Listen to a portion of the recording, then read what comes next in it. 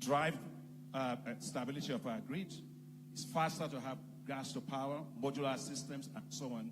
And it's very, very important. And now, I know others, some people will say, oh, okay, President of African Development, but wait. Are you not going to be contributing to global emissions? The answer to that is a big no.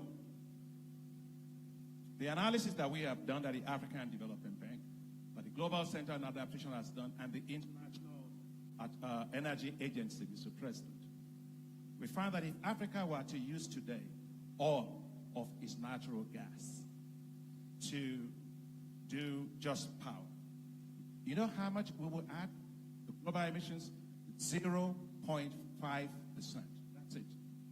And so we contributed only 3% since 1890 in terms of emissions globally. Give us room to develop. Give us space to be able to industrialize. We are doing the maximum we can with renewable energy, and we will continue to do it. Reality is, renewable will not power this continent. We have to have stable grid. That's very, very important, and it's not going to add to any global. It's not going to add to any global emissions.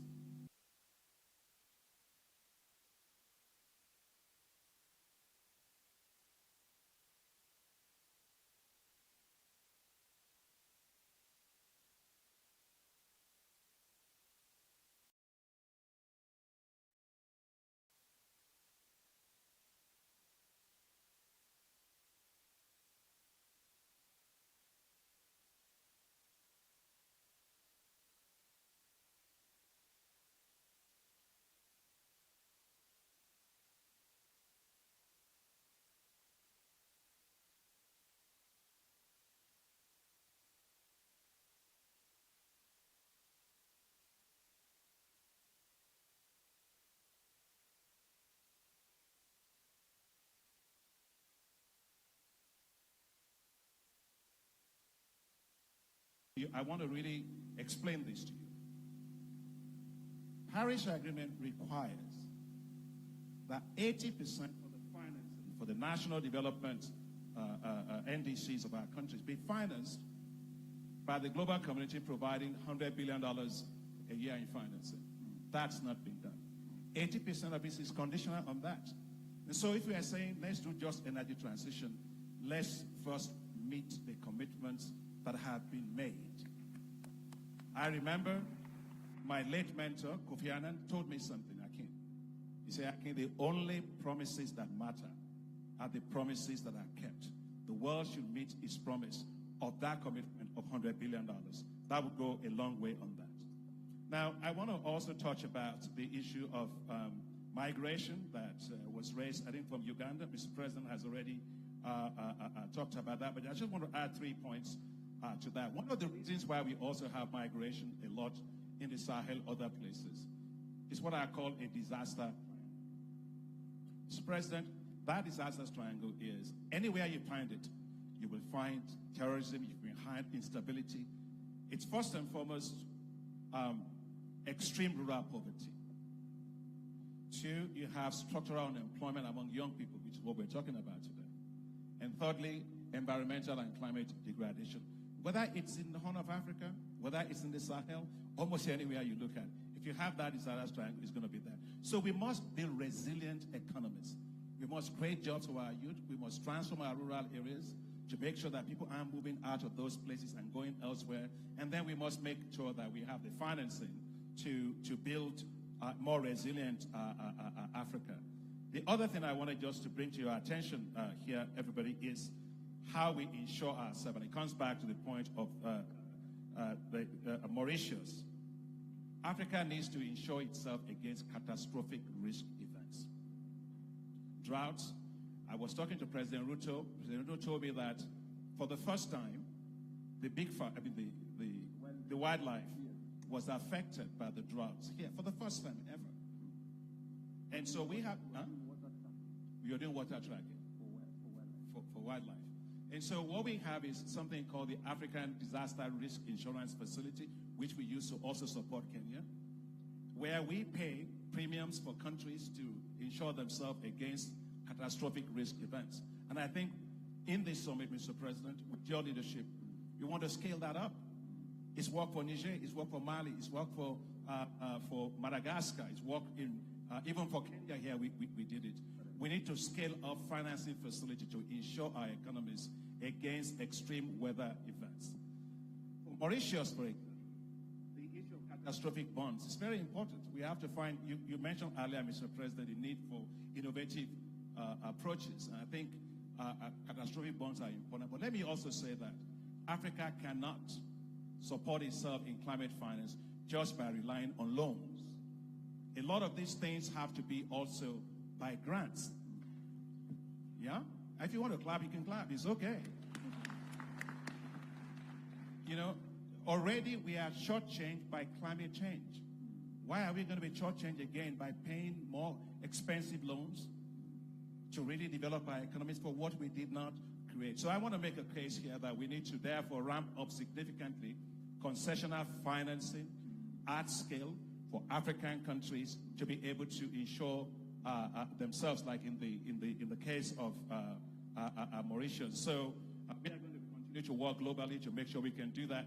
I mentioned to you about the climate action window of the African Development Bank, but we want to do more. We want to do that from right now is $429 million. We want to go to $13 billion. Right? We want to raise $25 billion for African Adaptation Acceleration Program. But most of these resources, let me say, has to be concessional financing resources. We can't take more debt on top of climate-induced debt that we already have. Thank you so much. Just to add one aspect to what my brother has said in terms of just transition. It is very important that we are realistic about where countries are. It's also important for us to say two things. Even as we push all buttons to make sure that we have green growth and industrialization and manufacturing, we must also be cognizant of where we are at the moment in terms of development relative to where others are, and how they got where they got using the wrong sources of fuel. And should we repeat the mistake without the rest of the world keeping their promise is the only option left.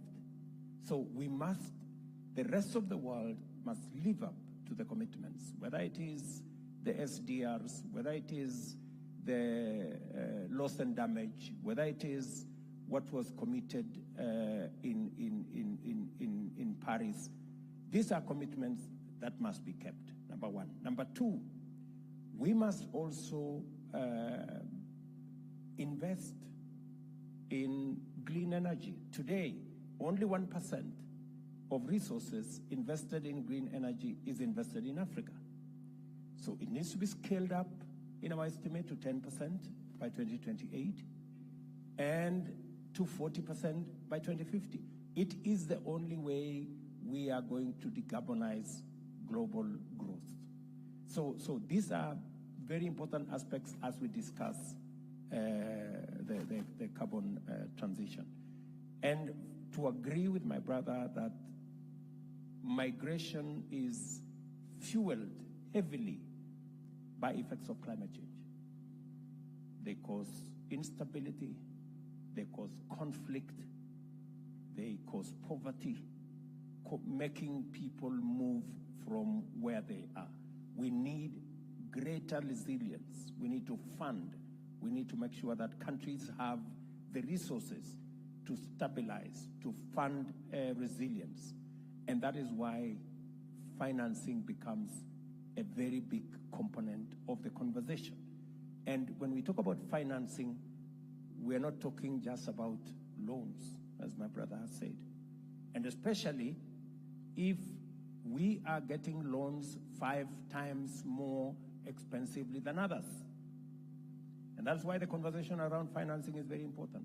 And that's why I'm very happy that this summit of young people is saying, let's have a conversation about a green bank where new ideas, new concepts, new shareholders will have a conversation. Thank you so much, Your Excellency. And I'm aware time is not on our end, and we have so many questions in the hall that we would wish to have you all day and possibly have an extra day of the assembly. But with your permission, Your Excellency, I'd like to combine your closing remarks with the Nigeria question. And we also have children in the room. So I'd like to also acknowledge Natalie and give her a few seconds as well to pose the question for the children that we combine with the closing remarks. Nigeria and Natalie. All right. Hello, good afternoon. My name is Balkis from Nigeria, and I'm a farmer just like the president. I'm a pepper farmer, and I'm hoping that would collaborate. Pepper goes a long way with chicken. I'm the co-founder of Grow Public Farms, and I currently serve on the Youth Advisory Panel at the Global Center on Adaptation. And my question is actually coming at the right time when we have been talking about financing, effort, and whatnot. My question to you, Mr. President, and I'm glad that we have Dr. Okay, thank you. And I'm glad that we have Dr. Akinwumi Adesina on seat also. In Africa, we are known to commit a lot. We're known to make a lot of promises at high-level event and go back to our countries and decide not to do or do whatever we have promised. So my question this afternoon to you, Mr. President, is how are you, as an admirable president that is so passionate about climate change, and how do you think other African leaders, our presidents in Africa, right, can be more accountable towards their commitment to climate promises, especially on budgeting and financing that goes into their climate efforts back into their countries? So recently we have seen a lot of countries making a lot of commitment and going back and pushing a lot of budget into it, but there is no action that we're seeing. We're just seeing write-ups, we're just seeing words coming out of these leaders. So how do you think that as a leader, we can hold you accountable for all of your promises, especially the finances that goes into them? Thank you.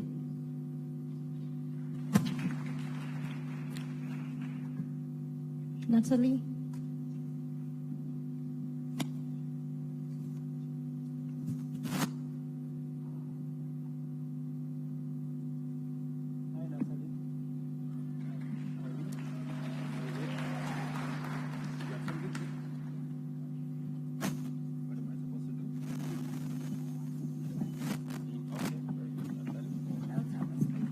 Okay, you have a speech. Go ahead.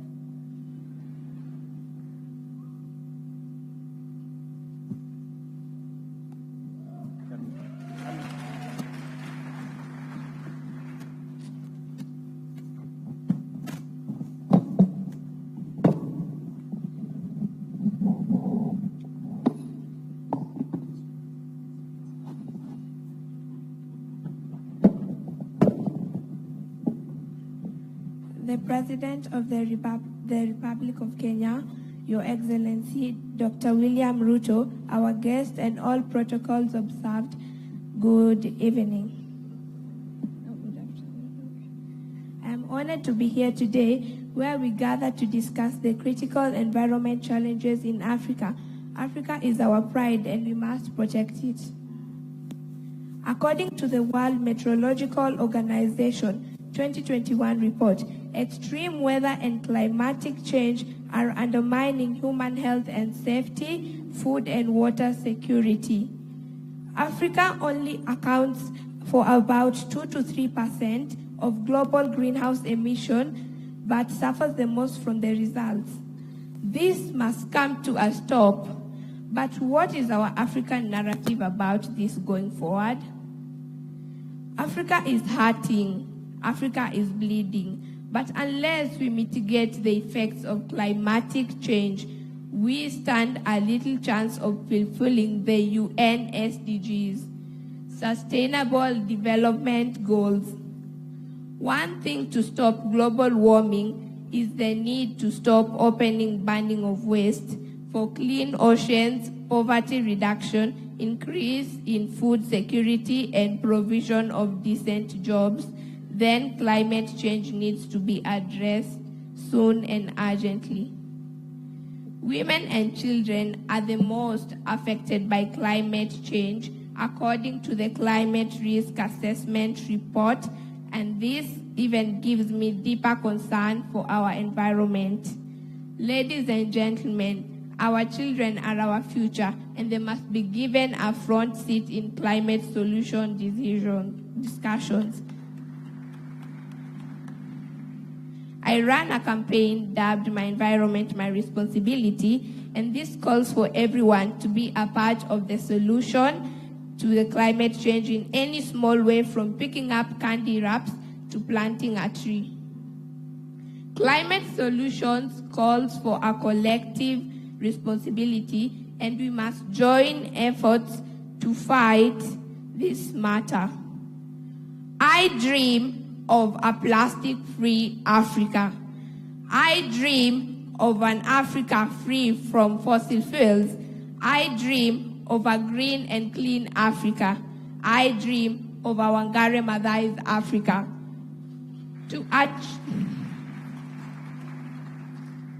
To achieve all this, we need to speak in a united African voice, formulate laws and policies to protect our continent, and put it in the work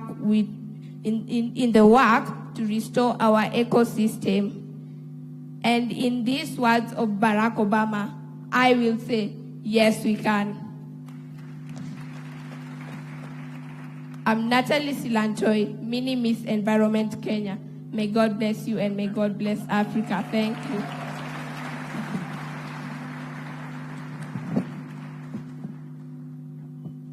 Thank you so much, Natalie.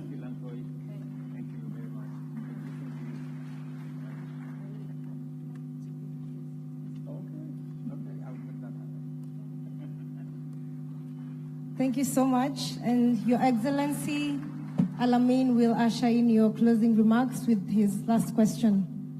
Alamin?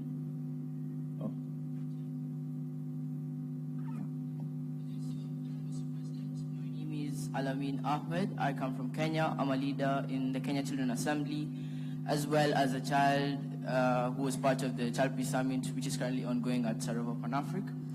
And right here is my team of some of the children that we came with.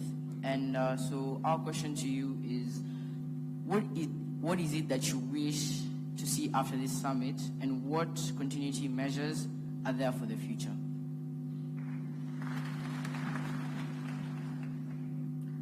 Thank you very much. First, let me recognize Natalie. She's done a fabulous job positioning the children, our children, in this climate debate. Let's put a round of applause for her. It's very reassuring that our children, Natalie, represented by Natalie here, are here to supervise what we are doing, so that they serve as a constant reminder that they are the greatest stakeholders of our future, the future we are discussing. Let me go back to the conversation about my co-farmer from Nigeria. And she was saying, how do we hold leaders to account? And that's probably a very big subject. How do we hold leaders to keep their promise? And therein lies whether we make progress or we mark time on the same spot or actually regress. Our word must amount to something. Our commitments must amount to something. Our pronouncements must amount to something. And for us to actualize our commitments and our statements and our pronouncements, it takes decisive action. Some of the actions that we have to take are not necessarily popular sometimes, if we have to get where we are going. They are not necessarily sometimes convenient, and they come with huge responsibility and huge cost. My position is that as a continent, to be able to put the people and their aspirations at the center, we must allow the people to make decisions. Elections must count for something. We must stop the manipulation of elections. We must stop the manipulation of our democracy. The people must have the final say. And when the people speak, we must respect their voice. It is the only way we can hold leaders to account, so that when we go to an election, leaders make commitments. If you don't measure up to those commitments, the people must have a say and kick them out. And we must get away from the impunity of leaders that do not respect the voices of people.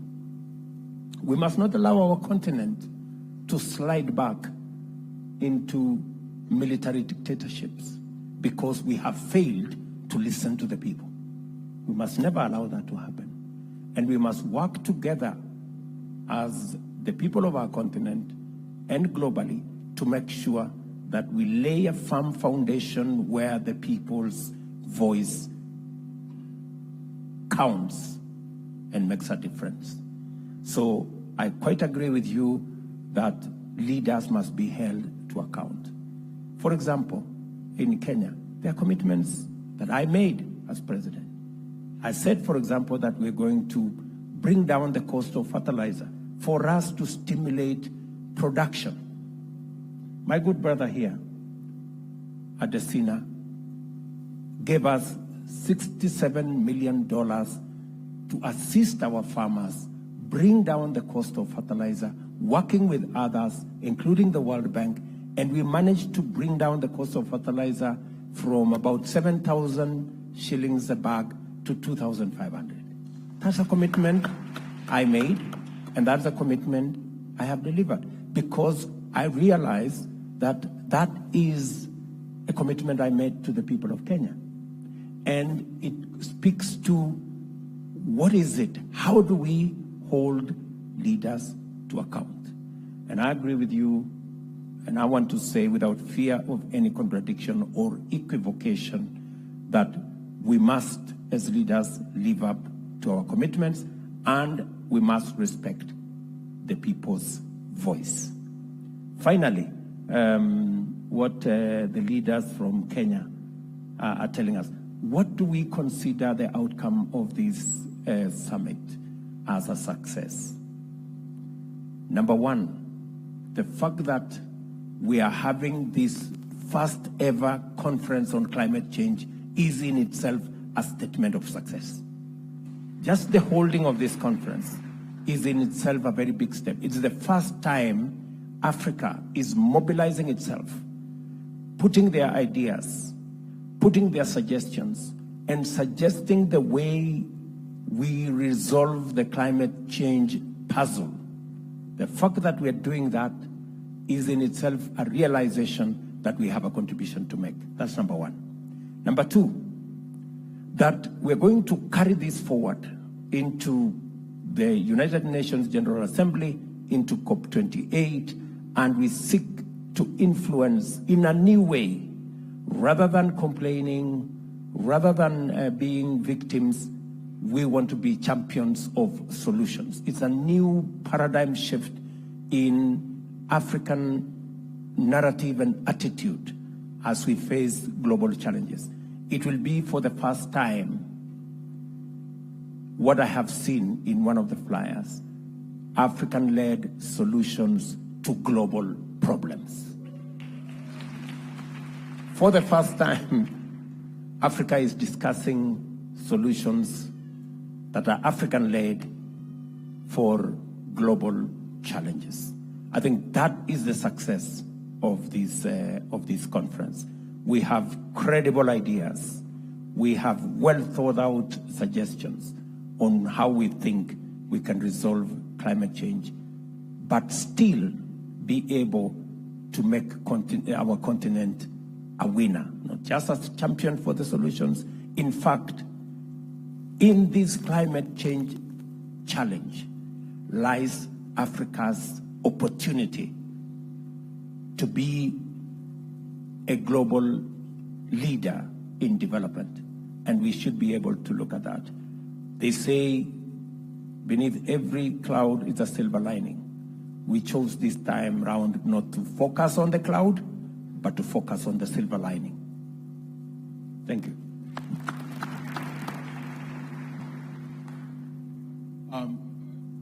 Mr. President, I think you've talked about the issue of accountability.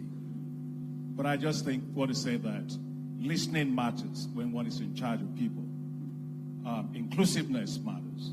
And that's what you're doing today by having this summit, assembly of the young people. Because you are, as I said, the most important shareholders and equity holders for Africa. But at the end of the day, accountability matters. And accountability means that you must be able to match your promises, your words, with your actions, and be held accountable by a way of measuring that. It's not just what we say, it's what we do and how we are measured. And if you don't measure anything, you cannot know whether people are being accountable to what they say. So I think the young people should play a bigger role in making sure that you have a tracking system of all the promises that are being made, of the things that are being said. Because sometimes I have a feeling that we have a megawatt of promises or words, but 0 megawatt of delivery. And so we have to actually make sure there's a monitoring system to be able to deliver on that. I'll give a personal example of how we are pushing ourselves on this issue of climate change. At the African Development Bank, we committed ourselves that we will provide 40% of all of our financing towards climate finance. When I was first elected president of the bank, I said we were going to do that. In 2016, at that time, we had only 9% of our total financing in for climate finance. 3 years after, we went from 9% to 35% of our total lending for climate. Now, this year, we are at 45%, which is way above the 40% that we actually promised. We said on adaptation that we will, UN Secretary General Ban Ki-moon, who I thought he was going to be able to join us today, but he's not. He's going to be here, I understand, tomorrow. That we should all devote 50% to climate mitigation and 50% to climate adaptation across the world, at all institutions. For us at the African Development Bank today, we are at 63% of all our financing for climate going into adaptation. We have exceeded.